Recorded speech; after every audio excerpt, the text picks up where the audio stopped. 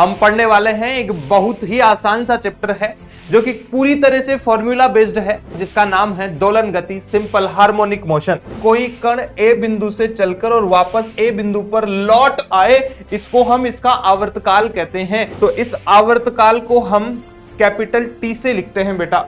मान लो कि ये एक स्प्रिंग है और इस स्प्रिंग में एक मास m लगा दिया हमने। अगर मैं इस स्प्रिंग को खींच दूं तो क्या होगा, ये स्प्रिंग लगातार कुछ इस तरीके से गति करने लगेगी इस बिंदु के सापेक्ष इर्द गिर्द। हेलो फ्यूचर डॉक्टर्स, क्या हाल चाल। उम्मीद करता हूं बहुत अच्छे से पढ़ रहे होंगे और तुम्हारी तैयारी बहुत अच्छे से चल भी रही होगी। मैं दिनेश जाट आज फिर से तुम्हारे से मुलाकात करने के लिए आ गया हूं और आज की अपनी मुलाकात में हम पढ़ने वाले हैं एक बहुत ही आसान सा चैप्टर है जो कि पूरी तरह से फॉर्मूला बेस्ड है। और अगर तुम्हें यहां से पूरे फॉर्मूले आते हैं, पूरी डेफिनेशन अगर पता है, तो भैया यहां से हमारे नंबर कहीं नहीं गए। तो आइए शुरुआत करते हैं आज के हमारे नए चैप्टर जिसका नाम है दोलन गति, सिंपल हार्मोनिक मोशन। बेटा शुरुआत करते हैं। सबसे पहले देखते हैं किस तरीके की गति हो सकती है। गति के दो तीन प्रकार हम देखते हैं। जैसे एक जब अपन वृत्तीय गति पढ़ रहे थे तो वहां पर भी हमने परिभाषा पढ़ी थी कि आवर्ती गति क्या होती है। देखिए बेटा, आवर्ती गति की अगर मैं बात करूं, जैसे हमारी जो दिनचर्या है, हम रोज सुबह उठते हैं, कोचिंग जाते हैं, क्लास लेते हैं, फिर घर आ जाते हैं, फिर रिवीजन करते हैं, पढ़ते हैं, फिर सो जाते हैं, फिर उठते हैं, फिर क्लास लेते हैं, यही अपनी दिनचर्या है। इसका मतलब यह है कि हम एक निश्चित समय अंतराल के बाद में हमारी जो दिनचर्या है, हमारे जो कर्म है, हमारे जो काम है, वो हम रिपीट कर रहे हैं। क्लियर बात। ऐसा ही मान लो कि कोई कण है जो किसी निश्चित समय अंतराल के बाद में अपने रास्ते को बदलता हो या अपने रास्ते का रिवीजन करता हो, तो उसे अपन आवर्ती गति कहते हैं। भैया एक निश्चित समय अंतराल के पश्चात नियमित रूप से दोहराई जाने वाली गति आवर्ती गति कहलाती है। यह समय अंतराल जिसमें गति पुनः दोहराई जाए आवर्तकाल कहलाता है। कि जैसे कि मान लो कि मैं यहां पर एक वृत्त की बात करता हूं, भैया ध्यान से सुनना। जैसे कि मान लो यहां से, ये देखिए एक कण है जो यहां से चलना स्टार्ट करता है और यहां से कुछ इस तरीके से गति करने लगे, मतलब ये एक फिक्स समय अंतराल में अपने रास्ते को दोहराता है, अपने पथ को दोहराता है, तो इसे अपन आवर्ती गति कहते हैं। और एक बार चक्कर लगाने पर, एक चक्कर लगाने में जितना समय लिया जाता है उसको हम आवर्तकाल के नाम से जानते हैं। कि कोई कण ए बिंदु से चलकर और वापस ए बिंदु पर लौट आए, इसको हम इसका आवर्तकाल कहते हैं। कि भैया एक चक्कर में कितना समय लगा होगा, तो वो एक आवर्तकाल के बराबर होता है। तो इस आवर्तकाल को हम कैपिटल टी से लिखते हैं बेटा। किससे लिखते हैं? कैपिटल टी से लिखते हैं। इसके उदाहरणों की अपन बात करें तो हमारे पास में एक बहुत ही प्यारा सा एग्जाम्पल है जिसमें ग्रहों का सूर्य के चारों ओर चक्कर लगाना आता है।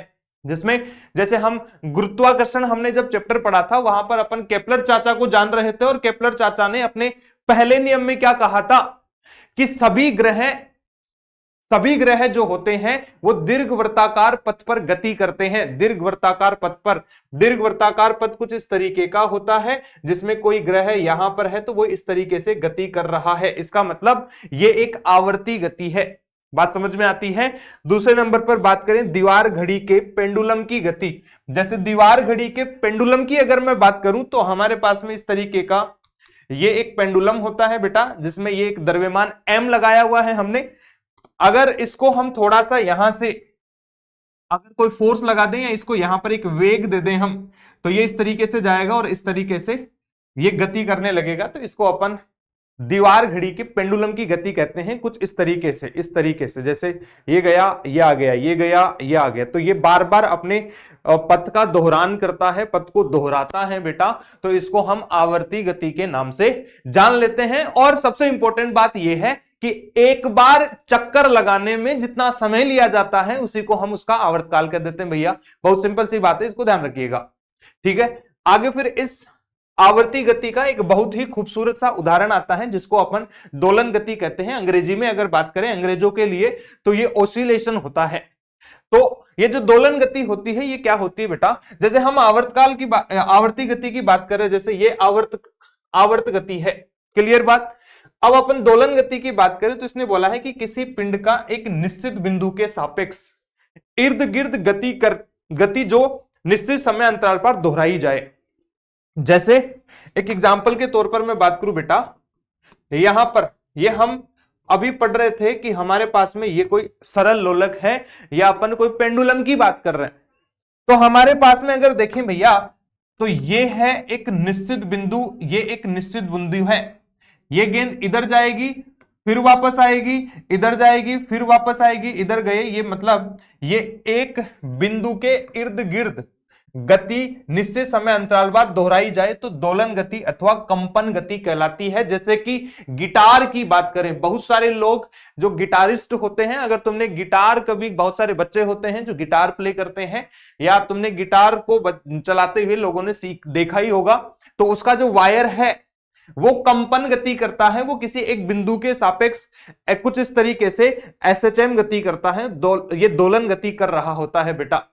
तो यहां से हमारे पास में सिंपल है इस बात को कि वह निश्चित बिंदु जिसके सापेक्ष पिंड दोलन करता है, माध्य बिंदु ये साम्य स्थिति कहलाती है। जैसे कि एग्जांपल हम बात करें बेटा, हमारे पास में ये एक, मान लो कि ये एक स्प्रिंग है और इस स्प्रिंग में एक मास m लगा दिया हमने, ठीक है।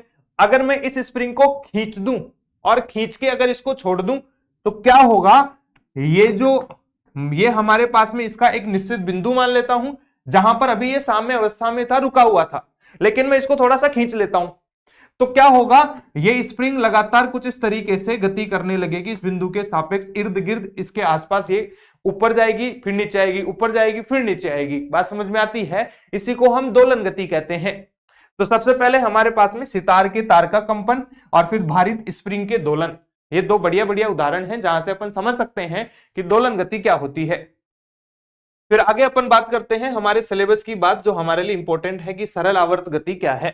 तो सरल आवर्त गति की अगर बात करूं बेटा, तो दोलन गति का जो सबसे सरल रूप है, सबसे साधारण रूप है, उसी को अपन सरल आवर्त गति कहते हैं, एसएचएम कहते हैं, सिंपल हार्मोनिक मोशन कहते हैं। बात समझ में आती है? अब इस बात को समझने की कोशिश करते हैं, एक बार के लिए थोड़ा सा फील लेने की कोशिश कीजिए कि भैया एक्चुअली में ये दोलन गति होती कैसे होगी। मैं यहां से देख पा रहा हूं कि अगर मान लो कि ये जो पेंडुलम है, ये जो गेंद है, ये अगर ऊपर की तरफ जा रही है, ये अगर ऊपर की तरफ जा रही है तो पक्की बात है इसकी इस डायरेक्शन को या इस दिशा को मैं बोल देता हूं कि ये इसके विस्थापन की दिशा है। अब हम चाहते हैं कि भैया तुम ऊपर जा रहे हो और वापस लौटना है, ये तो फिक्स है, ये वापस आएगा। अब इसका मतलब ये हो गया कि ये कण, ये जो गेंद है, ये यहां पर पहुंच के और यहां से पलटी मार जाएगा। भाई पलटी पॉइंट तो होगा जहां पर ये गेंद जाते जाते पलटी मार जाएगी, और उस पलटी पॉइंट पर हमें पता है कि वेलोसिटी 0 हो जाती है, वेग 0 हो जाता है। और भैया जब अपन काइनेमेटिक्स पढ़ रहे थे, सरल रेखा में गति पढ़ रहे थे, तो वहां पर हमने बहुत अच्छे से चिल्ला चिल्ला की इस बात को सीखे थे कि जब भी किसी कण के लिए, जब भी किसी वस्तु के लिए अगर कोई पलटी पॉइंट आता है या रास्ते में चलते चलते कोई बिंदु या कोई वस्तु पलटी मार जाती है, तो जहां पलटी मारते हैं भैया वहां पर वेलोसिटी या वेग क्या हो जाता है, 0 हो जाता है। बात क्लियर है? और ये 0 होने के पीछे रीजन क्या है भैया? न्यूटन बाबा ने अपने पहले नियम में बोला था कि यदि कोई कण अपनी दिशा में परिवर्तन करता है तो पक्की बात पर उस पर कोई बल लगा होगा, बिना बल के ये काम हो नहीं सकता है। बात समझ में आती है? इसका मतलब अगर कण यहां से घूम रहा है तो इसको इस दिशा में एक बल जरूर लगा होगा, इसको इस दिशा में एक बल जरूर लगा होगा जो इसको वापस खींचकर लाने का काम करता है। इसका मतलब मैं कह सकता हूं कि ये जो बल है ये समानुपाती होता है विस्थापन के ऋणात्मक के। ये ऋणात्मक हमें दर्शाता है कण की दिशा के बारे में और बल की दिशा के बारे में कि विस्थापन और बल आपस में कैसे होंगे, विपरीत दिशा में होंगे, तो हमारे क्या मिलेगी, सरल आवर्त गति मिलेगी बेटा। तो जब भी बल समानुपाती होगा विस्थापन के ऋणात्मक के, तो ये जो स्थिति है, ये जो शर्त है बेटा, इसको हम बोलते हैं सरल आवर्त गति। इसको क्या बोलते हैं? सरल आवर्त गति। बहुत बेसिक सी बात है, इसको ध्यान रखिएगा कि जब भी बल व विस्थापन आपस में विपरीत दिशा में होते हैं तो कण की जो दोलन गति होती है या जो आवर्ती गति होती है उसको अपन सरल आवर्त गति के नाम से जानते हैं। और बहुत इंपॉर्टेंट बात यह है कि यहां पर ये जो विस्थापन है x जो दिया है, इसकी घात अधिकतम कितनी होनी चाहिए? 1 होनी चाहिए, तब ये सरल आवर्त गति है। अन्यथा ये सरल आवर्त गति नहीं हो सकता है बेटा। ये जो विस्थापन है, ये जो x है, इसकी अधिकतम घात 1 के बराबर होनी चाहिए। आगे हम चलते हैं कि जैसे हमें मान लो कि हम समीकरण से बात करें कि सरल आवर्त गति का साधारण समीकरण बताओ, तो इसका ढांचा, रंग, रूप, शकल, सूरत कुछ इस तरीके की होती है भैया। x बराबर a sin omega t plus phi, x बराबर a sin omega t plus phi, जहां पर a हमारे पास में आयाम है, ओमेगा कोणीय आवर्ती होता है और फाई नॉट प्रारंभिक कला होता है।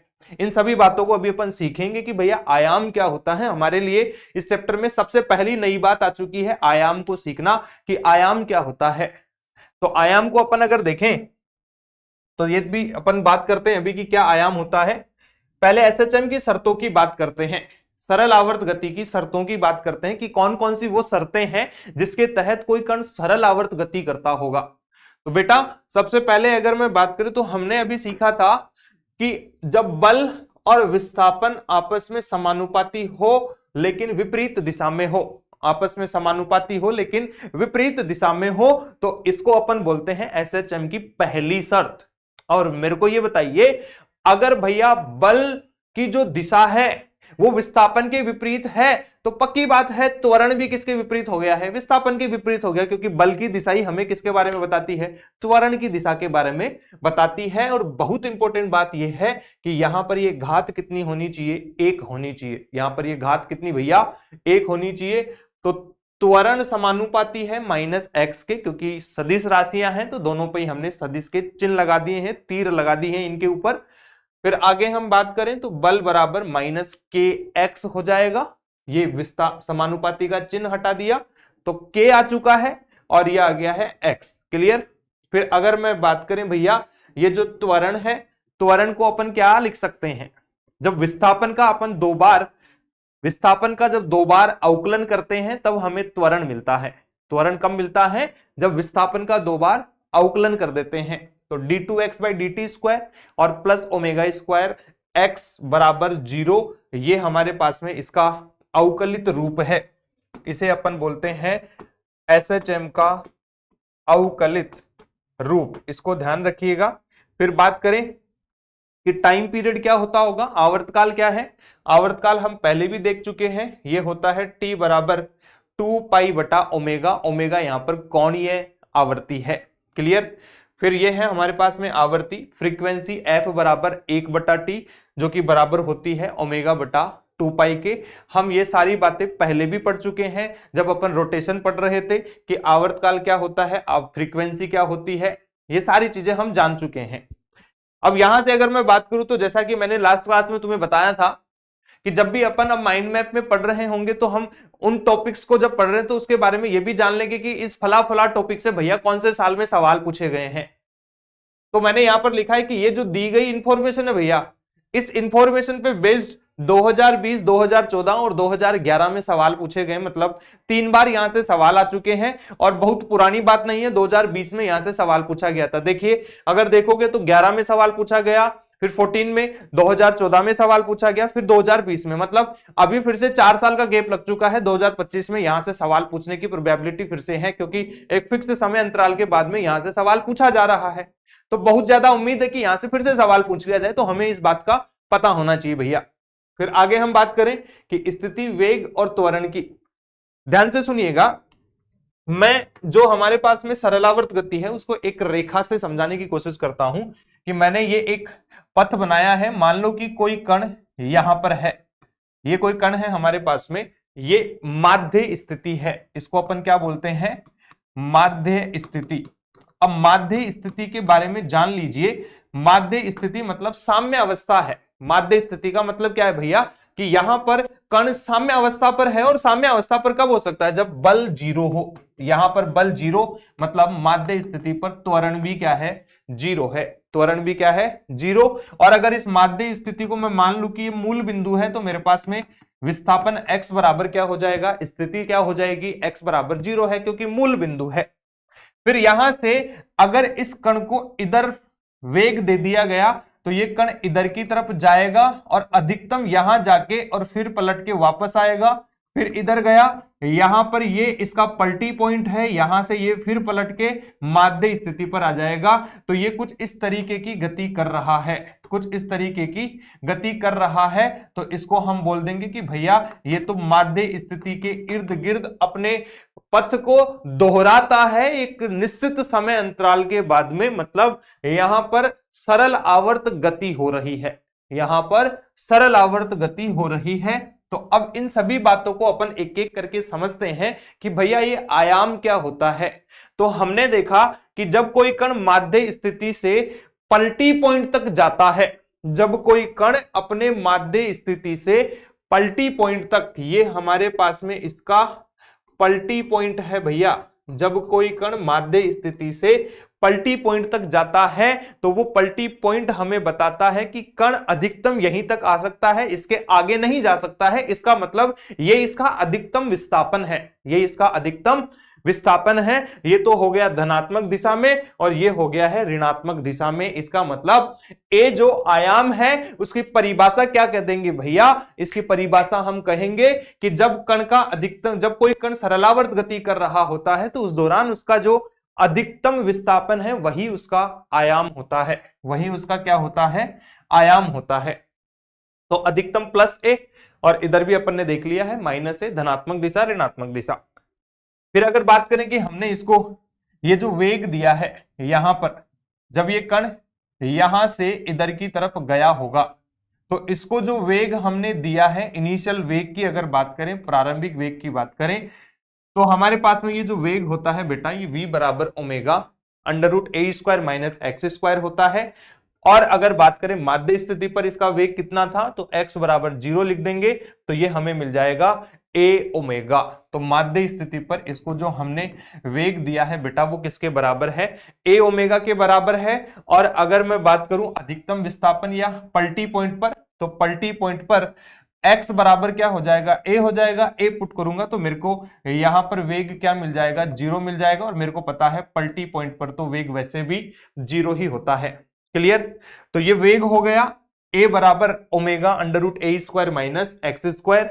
अधिकतम वेग a ओमेगा होता है जो कि माध्य बिंदु पर होता है, और न्यूनतम वेग 0 होता है जो कि आयाम पर होता है, चरम बिंदुओं पर होता है। क्लियर बात।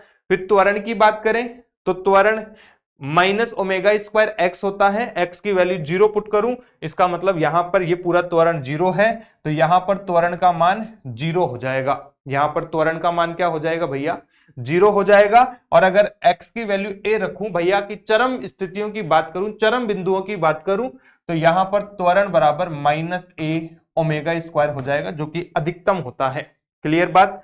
यहां से भी अगर बात करूं इस पर्टिकुलर इंफॉर्मेशन से कब कब सवाल पूछे गए, तो भैया 2015 में सवाल पूछा गया, 2008 में सवाल पूछा गया है, 2004 में, 1996 में, 2023 में यहां से सवाल पूछा गया है।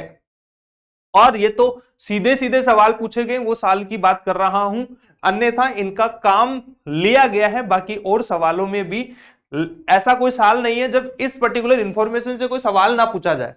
ये तो बहुत बेसिक इंफॉर्मेशन होगी ना भैया, इसके बिना एसएचएम का काम नहीं हो सकता कि भैया वेग त्वरण ये तो पता होना ही चाहिए ना, बिना वेग त्वरण के गति थोड़ी ना हो सकती है। इसका मतलब ये इंफॉर्मेशन हमें पता होनी चाहिए। और एक बात के लिए मैं तुम्हें और बता देता हूं, गौर से सुनिए, जब अपन वेव पढ़ रहेंगे, तरंगों के बारे में पढ़ेंगे, तो तरंगों में भी हमारे लिए सरल आवर्त गति बहुत महत्वपूर्ण है, क्योंकि तरंग में जो कण की जो गति होती है वो सरल आवर्त गति होती है भैया।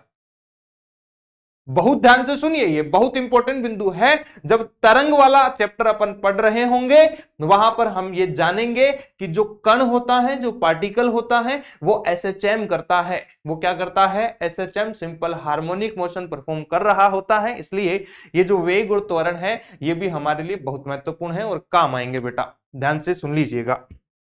आगे हम बात करें तो अब एकदम से पूरी कहानी को अपन इस चित्र से समझ लेंगे और पूरा एसएचएम हमें क्लियर हो जाएगा कि कोई कण हमारे पास में भैया यहां पर माध्य स्थिति पर था। क्लियर। तो माध्य स्थिति का मतलब त्वरण 0 हो गया, और यहां मैं बोल देता हूं x बराबर क्या है, 0। और अभी हमने देखा कि यहां पर वेग ए ओमेगा के बराबर होता है और यहां पर चलते चलते पलटी पॉइंट पर वेग 0 हो जाएगा। यहां पर त्वरण 0 है, यहां पर त्वरण माइनस ए ओमेगा स्क्वायर हो जाएगा और एग्जैक्टली ऐसा कैसा यहां पर भी होगा। जैसी गति इधर होगी वैसी ही गति इधर होगी। ये दोनों सममित गतियां हैं, सिमेट्रिकल गतियां हैं। क्लियर। फिर यहां से बात करें कि यदि मान लो कि कोई कण यहां पर आ चुका है तो ये कण का x बराबर विस्थापन है a/2, मतलब अधिकतम विस्थापन जो था उसका आधा विस्थापन है। a/2 क्या है? अधिकतम विस्थापन का आधा विस्थापन है। और फिर यह आ गया a/√2, यह आ गया √3 a/2 और यह आ गया है +a। एग्जैक्टली ऐसा इधर भी चलेगा क्योंकि ये मूल बिंदु है, इधर सब धनात्मक और इधर सब ऋणात्मक हो जाएगा। फिर आगे मैं बात करूं कि यहां से जब कण यहां से इधर की तरफ चल रहा है तो यहां से जैसे हमने समझा कि भैया एक चक्कर पूरा लगने में जो समय होता है उसको अपन आवर्तकाल कहते हैं। आवर्तकाल को हम टी से लिखते हैं। तो एक चक्कर हो गया, यहां से जाना, यहां आना, फिर इधर जाना और फिर वापस आना, ये एक चक्कर है। तो एक चक्कर में कुल समय कितना लगता है? एक आवर्तकाल के बराबर। आवर्तकाल को हम किससे लिखते हैं? टी से लिखते हैं। तो अब ध्यान से सुनिएगा भैया कि कोई कण यहां से चलता है और यहां पहुंचता है तो ये 1, ये 2, ये 3 और ये 4, मतलब ये 4 टुकड़ों में अपनी गति को पूरा करता है। और पूरे चारों टुकड़ों में समय कितना लगता है? टी। तो एक टुकड़े में कितना लगा? t/4। सिंपल सी कहानी ना भैया कि टी को हमें 4 टुकड़ों में तोड़ना है और बराबर टुकड़े होने चाहिए। तो t/4, t/4, t/4 और t/4। तो इसका मतलब यहां से यहां तक पहुंचने में कण को माध्य स्थिति से चरम स्थिति तक पहुंचने में कुल आवर्तकाल का 1/4 ही समय लगता है, बोले तो t/4। और यहां पर वेग v बराबर a ओमेगा है। माध्य बिंदु पर जो वेग है वो a ओमेगा है और चरम बिंदु पर वेग 0 के बराबर हो जाता है, मतलब ज्यादा से कम की तरफ जा रहे हैं भैया। वेग कम हो रहा है और त्वरण बढ़ रहा है। त्वरण इंक्रीज कर रहा है, वेग डिक्रीज कर रहा है और त्वरण इंक्रीज कर रहा है। तो इसको क्या हम अवमंदन बोलते थे भैया? क्या इसको हम अवमंदन बोलते थे? तो हम कह देंगे जब कोई कण माध्य स्थिति से चरम स्थिति की तरफ जा रहा होगा तो उसकी अवमंदित गति होती है। उसकी जो गति होती है वो कैसी होती है? अवमंदित गति होती है। और जब वो चरम स्थिति से माध्य स्थिति की तरफ आ रहा है, मतलब वेग 0 से वापस a ओमेगा हो जाता है, वेग बढ़ रहा है। और यहां पर देखेंगे तो वेग कब बढ़ सकता है भैया? जब त्वरण और वेग एक ही दिशा में होंगे। जब त्वरण और वेग एक ही दिशा में है तो भैया हमको पता है इसको हम त्वरित गति बोलते हैं। इसको हम क्या बोलेंगे भैया? इसको हम त्वरित गति बोलते हैं। त्वरित गति। बात समझ में आती है बाबा? बहुत आसान है, बहुत आसान है। थोड़ा सा सोचने की कोशिश कीजिए भैया। फिजिक्स से आसान कोई सब्जेक्ट नहीं बना है अगर हमने ध्यान से बहुत सलीके से सारी चीजें सीखने की कोशिश करी है। तो आगे मैं बात करूं, जैसा इधर हुआ वैसा ही इधर ही होता है कि माध्य स्थिति से चरम बिंदु तक जाएंगे तो अवमंदन होगा। अवमंदन हो रहा है और यहां से यहां तक जाने में फिर से t/4 समय लगेगा। वेग कम हो रहा है, त्वरण बढ़ रहा है और वापस इधर की तरफ जा रहे हैं तो यहां पर त्वरित गति होगी। t/4 समय लगेगा, वेग बढ़ रहा है और त्वरण भी बढ़ रहा है। बात क्लियर है भैया? सिंपल सी कहानी है, इसको ध्यान में रखना है अपने को। फिर आगे मैं बात करूं तो हमें यहां से मैं देख पा रहा हूं कि क्या हो रहा है। ध्यान से सुने भैया कि अगर पूरे समय में पूरे एक चक्कर में यहां पर पूरे के पूरे एक चक्कर में अगर t समय लगता है तो माध्य स्थिति से a/2 पर माध्य स्थिति से a/2 पर जाने में t/12 1/12 समय लगता है। a/2 से a/2 तक t/24, यहां से यहां तक t/24 और यहां से यहां तक t/12 समय लगता है भैया। जैसे कि मान लो हमें सवाल पूछ लिया गया कि कोई कण माध्य स्थिति से चलकर a/√2 तक जाता है कि x बराबर 0 से चलकर कोई कण x बराबर a/√2 पर जाता है, a/√2 तक जाता है। तो बताइए इसको कितना समय लगेगा? तो हम देख पा रहे हैं कुल समय यहां से यहां तक t/12 और फिर यहां से यहां तक t/24। तो ये यहां पर कुल समय लग जाएगा, इसको जोड़ने पर जो आंसर आएगा वही हमारा उत्तर हो जाएगा। आगे हम बात करें भैया, तो अब आ चुका है हमारे पास में कि हम किस तरीके से प्रारंभिक कला की बात करते हैं। मैं तुम्हें पहले प्रारंभिक कला की बात करता हूं, ध्यान से देखिए। प्रारंभिक कला, देखिए हम बात करें तो हमारे पास में x बराबर a sine omega T plus phi not, ये हमारे पास में कोई भी एसएचएम की एक साधारण सी समीकरण है, क्लियर, जिसमें मैं बात करूं कि कण सर्वप्रथम यहां पर है t बराबर 0 पर, कण इनिशियली t बराबर 0 पर यहां पर है माध्य बिंदु पर, क्लियर बात। तो t बराबर 0 लिखता हूं तो ये तो खत्म हो जाता है, और x बराबर भी मेरे को क्या मिल जाता है 0, तो x बराबर भी 0, तो 0 बराबर आ चुका है a साइन फाई नॉट। अब a 0 हो नहीं सकता, तो साइन फाई नॉट को क्या होना पड़ेगा 0 होना पड़ जाएगा, और फाई नॉट की वैल्यू कितनी आ जाएगी 0 आ जाएगी, क्योंकि साइन की वैल्यू 0 कब होती है जब थीटा की वैल्यू कितनी हो जाए 0 हो जाए। तो यहां से मेरे को प्रारंभिक कला, इसको अपन बोलते हैं प्रारंभिक कला, तो भैया जो प्रारंभिक कला है वो फाई नॉट बराबर क्या हो चुकी है 0, यदि कण प्रारंभ में माध्य स्थिति पर है। फिर यहां से हमें पूछ लिया जाए कि भैया बताओ t बराबर 0 पर कण अगर a/2 पर हो, t बराबर 0 पर कण अगर a/2 पर हो, तो अब x की वैल्यू तो आ जाएगी a/2, और ये a है, t बराबर 0 से ये तो खत्म हो गया, और ये आ गया साइन फाई नॉट। बात समझ में आती है, a से a निपटा देंगे, और साइन फाई नॉट बराबर कितना है 1/2, तो फाई नॉट कितना आ जाएगा भाई, साइन में 1/2 कब होता है भैया, अरे भैया बोलो, साइन में 1/2 बाबा 30 डिग्री पर होता है ना, और 30 डिग्री को अगर रेडियन में लिखेंगे तो कितना होता है बाबा, ये होता है कितना π/6। तो यहां से सिंपल सी कहानी भैया कि यदि कण प्रारंभ में a बराबर, यदि कण प्रारंभ में x बराबर a/2 पर है, तो इसकी जो प्रारंभिक कला है फाई नॉट बराबर कितनी है π/6 है, जब ये इधर की तरफ जा रहा है। तो अब यहां से सबसे महत्वपूर्ण बिंदु यह है कि अगर कण सीधे सीधे इधर जा रहा है तो फाई नॉट जो है, कला जो है, वो जो हम थीटा ऐसे नॉर्मल निकाल रहे हैं, जैसे ये मान लो फाई नॉट है, ये थीटा हमने निकाल दिया तो π/6 आ गया, तो हमारा उत्तर π/6 ही है। यदि कण मान लो कि यहां पर ये इधर ना जा रहा होता, हमें बोल देते कि t बराबर 0 पर कण इधर जा रहा है, t बराबर कण इधर की तरफ जा रहा है प्रारंभ में, तो इसकी प्रारंभिक कला कितनी होगी।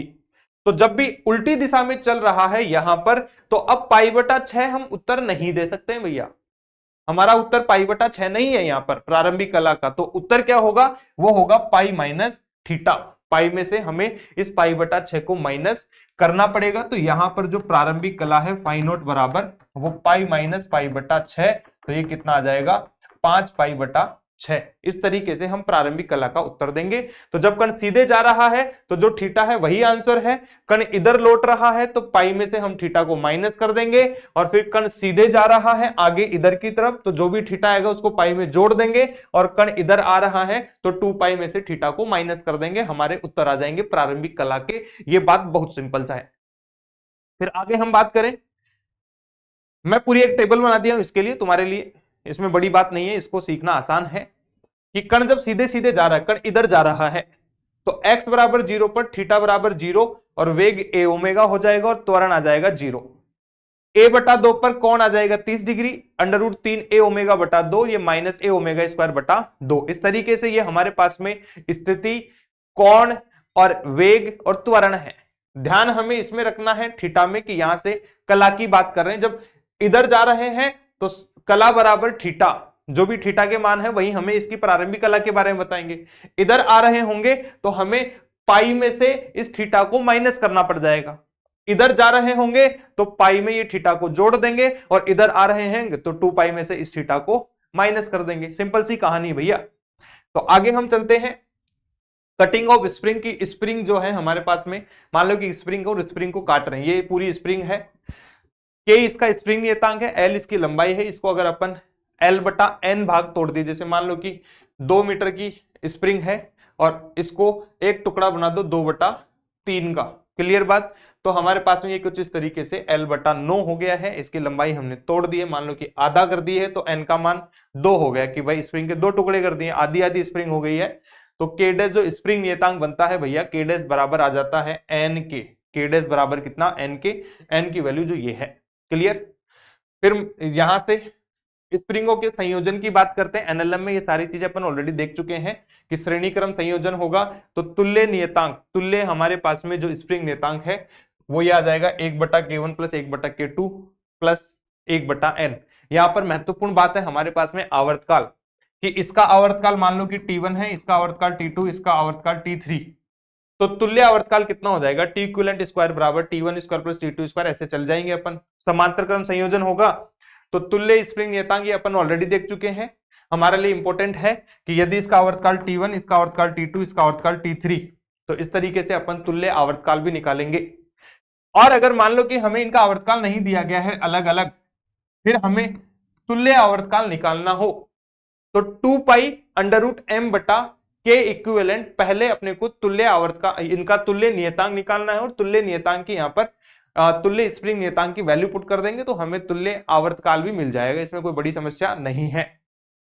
इंपॉर्टेंट यहां पर यह है कि जब इस तरीके का अरेंजमेंट हमें दिया जाता है भैया कि ये K1 K2 और बीच में एक ब्लॉक फंसा के रखा है, तो ये जो संयोजन होता है इसको अपन एज ए समांतर क्रम संयोजन मानते हैं। इसलिए हमारे को K इक्विवेलेंट कितना मिल जाएगा, K1 प्लस K2 के बराबर मिल जाएगा।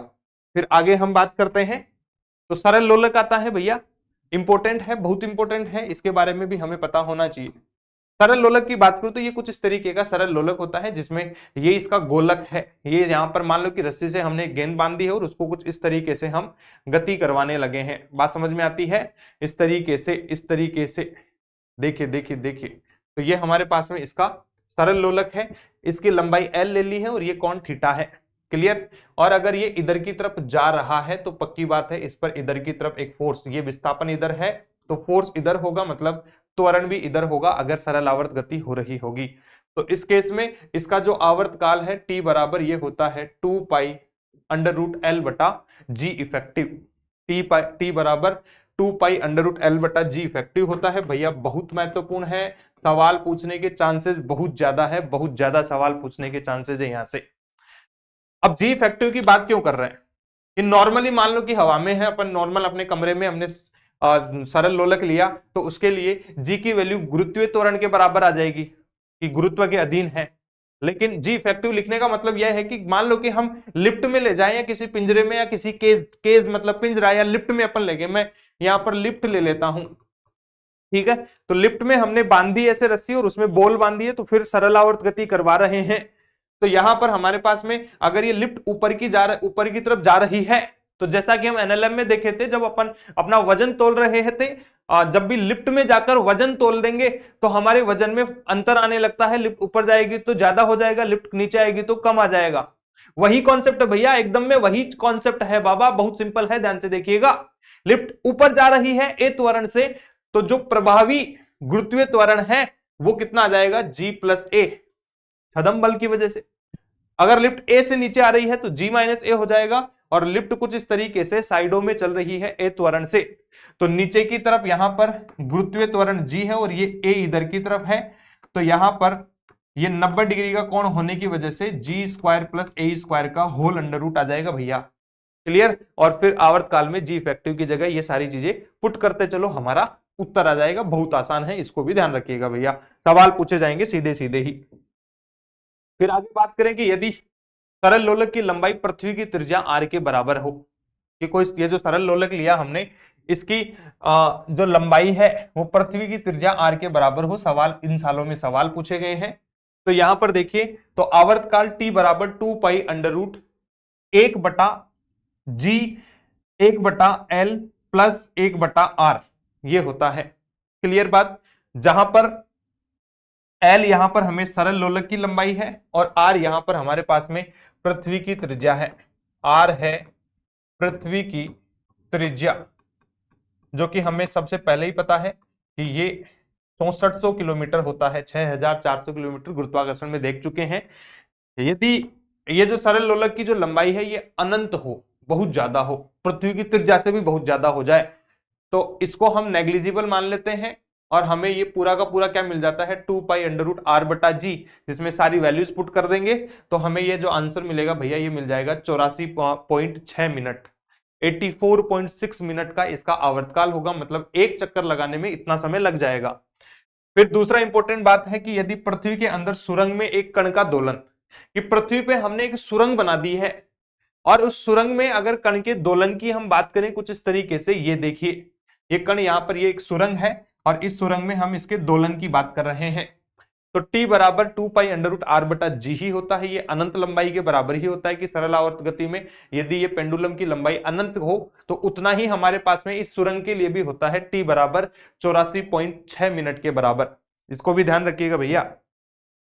फिर आगे हमारे पास में बहुत महत्वपूर्ण है टॉपिक, जहां से सवाल और ज्यादा पूछे जाते हैं, वो है ऊर्जा। 2021, 2007, 2021, 2007, 2002, 2001, 1996, 1995 इतने सालों में लगातार सवाल पूछे गए हैं। तो सबसे पहले ऊर्जा की बात करें तो हमारे पास में ऊर्जा गतिज ऊर्जा होती है, स्थितिज ऊर्जा होती है, और दोनों को जोड़ देंगे तो कुल ऊर्जा हो जाएगी। तो गतिज ऊर्जा की बात करें तो 1/2 mv² होता है, और हमें पता है v बराबर कितना होता है, v बराबर होता है omega under root a² minus x², जो कि पहले ही देख चुके हैं। v की जगह रख देंगे तो ये हमारे पास में गतिज ऊर्जा हो जाएगी। फिर ये जो m ओमेगा स्क्वायर है बेटा, m ओमेगा स्क्वायर है, इसको हम k से बोल देते हैं, k से लिख देते हैं, तो ये आ जाएगा 1/2 k a² माइनस x²। ऐसे ही स्थितिज ऊर्जा की बात करें तो वो 1/2 k x², 1/2 k x² के बराबर हो जाएगी भैया। इसका भी हमें पता होना चाहिए। यहां पर x क्या है, x क्या है भैया, यहां पर x है कण का विस्थापन। फिर अगर देखें कुल ऊर्जा की तो दोनों को जोड़ देंगे तो कुल ऊर्जा हमें मिलती है k a², जहां पर k भी नियतांक है, a हमारे पास में अधिकतम विस्थापन चरम बिंदु का जो सदिश है, स्थिति है, वो तो नियत है। इसका मतलब ये जो कुल ऊर्जा है ये भी हमें क्या मिलने वाली है, नियत मिलने वाली है, कांस्टेंट होगी भैया। कुल ऊर्जा कांस्टेंट होगी, नियत होगी, इसके बारे में हमें पक्के पक्के से पता होना चाहिए। फिर अगर यहां पर मैं ग्राफ बनाने की कोशिश करूं तो मैं देख पा रहा हूं कि ये जो गतिज ऊर्जा है भैया, गतिज ऊर्जा की अगर ग्राफ को अपन थोड़ी देर में देखते हैं, पहले मैं गतिज ऊर्जा की बात कर लेता हूं कि जो गतिज ऊर्जा है वो हमें मिली है कितनी, यहां से देखिए 1/2 के ओमेगा², यहां से देखिए ये आ गई है a² माइनस x²। अब अगर मैं बात करूं x बराबर 0 पर तो गतिज ऊर्जा हमें मिल जाती है कितना, 1/2 के a², और x बराबर प्लस माइनस, x बराबर प्लस माइनस a की अगर बात करें तो हमें जो गतिज ऊर्जा मिलती है बेटा ये 0 के बराबर मिलती है। इसका मतलब माध्य स्थिति पर वेग ज्यादा था तो वहां पर पक्की बात है गतिज ऊर्जा भी ज्यादा होगी, और अगर मैं बात करूं चरम बिंदुओं पर वहां पर वेग 0 है, इसका मतलब गतिज ऊर्जा क्या हो गई है, 0। तो ये तो हो गई है हमारे पास में भैया मैक्सिमम है, और ये क्या है, मिनिमम है। ऐसे ही अगर मैं स्थितिज ऊर्जा की बात करूं तो स्थितिज ऊर्जा मिल चुकी है हमें ½ के x²। तो यहां से देख लेंगे भैया कि यदि x बराबर 0 माध्य स्थिति की बात करें तो स्थितिज ऊर्जा 0 हो जाती है, और x बराबर प्लस माइनस a की बात करेंगे तो स्थितिज ऊर्जा कितनी आ जाती है, 1/2 के a² के।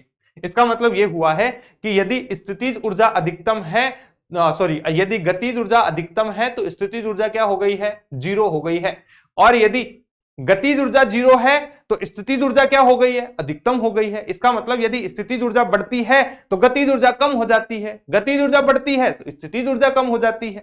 बात समझ में आती है। लेकिन कुल ऊर्जा क्या रहती है, नियत है। कुल ऊर्जा क्या है, नियत रहेगी। तो हम यहां से ग्राफ की बात कर रहे हैं कि गतिज ऊर्जा समानुपाती है x² के। जब भी x², जब भी अपन बात कर रहे हैं किसी वेरिएबल की घात अधिकतम 2 होती है तो हमें परवलयाकार कर्व मिलता है। तो देखिए ये ग्राफ अब परवलय जैसे होंगे, तो ये तो हो गया हमारे पास में समानुपाती हो गया है x² कि x बराबर 0 पर, x बराबर 0 पर स्थितिज ऊर्जा 0 है और गतिज ऊर्जा अधिकतम है। तो ये हो गया है गतिज ऊर्जा का ग्राफ। क्लियर। फिर प्लस a की बात करें और ये माइनस a है, तो यहां से ये ग्राफ हो गया हमारे पास में स्थितिज ऊर्जा का, और ये हो गया है गतिज ऊर्जा का कि जैसे जैसे स्थितिज ऊर्जा बढ़ रही होगी वैसे वैसे गतिज ऊर्जा कम हो रही होगी। बात क्लियर है। लेकिन कुल ऊर्जा हमेशा क्या रहेगी, नियत रहेगी, और कितने के बराबर होगी, 1/2 के ए स्क्वायर के, 1/2 के ए स्क्वायर के। तो ये ग्राफ बन जाएगा, सिंपल सी कहानी है। फिर अपन बात कर रहे हैं कि यदि कुल ऊर्जा E के बराबर है तो माध्य स्थिति पर, ये माध्य स्थिति है, माध्य स्थिति पर गतिज ऊर्जा कुल ऊर्जा E के बराबर होगी। फिर अगर यहां पर स्थितिज ऊर्जा की बात करें तो माध्य स्थिति पर कुल ऊर्जा का स्थितिज ऊर्जा तो 0 हो गया है। क्लियर बात। ऐसे ही बात करें A/2 पर कुल ऊर्जा E का गतिज ऊर्जा होता है कितना, 3E/4, यहां पर E/2, यहां पर E/4। पूछ लिया जाए कि यदि कण x बराबर A/2 पर है, यदि कण x बराबर 2 पर A/2 पर है तो कुल ऊर्जा का कितना भाग गतिज ऊर्जा है, तो कुल ऊर्जा का A/2 पर 3/4, 3/4 भाग गतिज ऊर्जा में बदल जाता है भैया, और 1/4 भाग स्थितिज ऊर्जा होती है। ऐसा सवाल पूछा जा सकता है, बात समझ में आती है। फिर यहां पर बात करें यदि कण चरम बिंदु पर है, x बराबर +a पर है या -a पर है, तो कुल ऊर्जा का पूरा 100% जो कुल ऊर्जा है वो स्थितिज ऊर्जा होती है, गतिज ऊर्जा 0 हो जाती है। सवाल पूछा जा सकता है, जैसे यहां पर हम देख रहे हैं स्थितिज ऊर्जा की बात करें तो कुल ऊर्जा का 0%, 25%, 50%, 75%, 100%, जबकि गतिज ऊर्जा में उल्टा चलता है, 100%, 75%, 50, 25, 0। ये है कुल ऊर्जा का गतिज ऊर्जा का प्रतिशत, गतिज ऊर्जा प्रतिशत। ध्यान रखिए, पूछा जा सकता है भैया। आगे फिर से हम बात करें तो हमारे पास में आ चुका है अब बहुत इंपॉर्टेंट सवाल, यहां से भी पूछा जा सकता है, अध्यारोपण, सुपरपोजिशन। तो हमारे पास में मान लो कि दो अलग अलग सरल आवर्त गति कर रहे हैं कण हैं, जिनकी अलग अलग समीकरण हमें दे रखी है, उनको हमने जोड़ दिया है, y बराबर a sin ωt plus b cos ωt और प्लस c यहाँ पर कोई नियतांक है। तो हमें इनका परिणामी जो आयाम मिलता है बेटा वो √a² प्लस b² और प्लस c है, और यदि ये c बराबर 0 हो जाए तो कितना हो जाएगा, ये √a² प्लस b²।